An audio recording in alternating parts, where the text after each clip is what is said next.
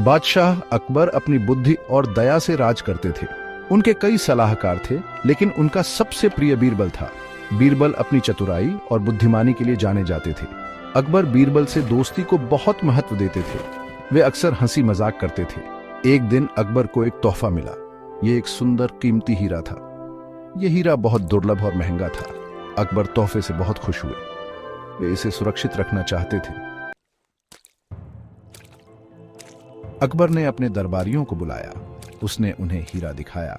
इसे सुरक्षित रखने का कोई तरीका बताओ, उन्होंने कहा। मैं जानना चाहता हूं कि आप में सबसे बुद्धिमान कौन है। दरबारी हैरान थे। वे आपस में फुसफुसा रहे थे।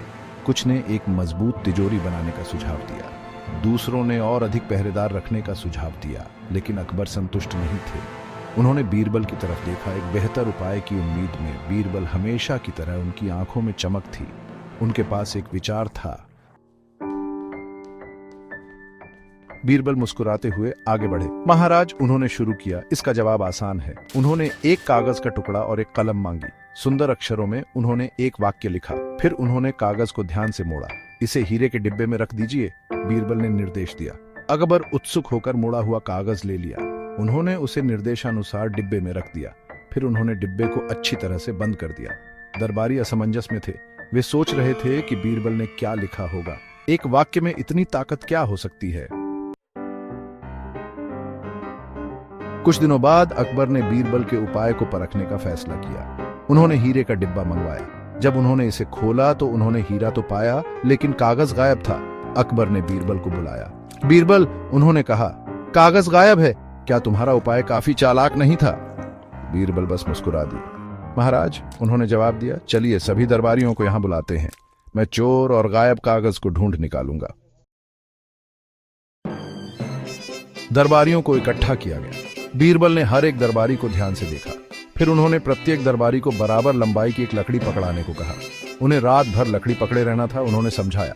अगली सुबह उन्हें लकड़ी उन्हें वापस करनी थी। दरबारी हैरान थे। वे बीरबल के अजीब अनुरोध को समझ नहीं पा रहे थे। फिर भी वे उनके निर्देशों का पालन करने के लिए तैयार हो गए। आखिरकार यह बीरबल का आदेश था और उनकी अवज्ञा करना कोई विकल्प नहीं था। अगली सुबह दरबारी फिर से इकट्ठा हुए। सबने अपनी अपनी लकड़ियां बीरबल को दी। बीरबल ने हर लकड़ी को ध्यान से जांचा। एक एक करके उन्होंने अपना सिर हिलाया। अंत में वह आखिरी दरबारी के पास आए। यह दरबारी घबराया हुआ लग रहा था। जब बीरबल ने उसकी लकड़ी की जांच की तो उन्होंने कुछ देखा। लकड़ी दूसरों से छोटी थी। यही चोर है?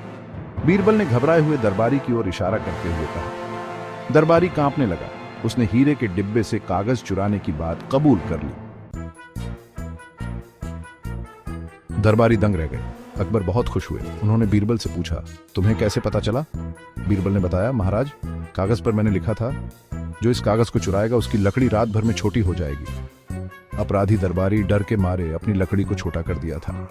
उसने सोचा कि इससे उसका अपराध छिप जाएगा। उसे बीरबल की चाल का एहसास नहीं था। अकबर जोर से हंसे।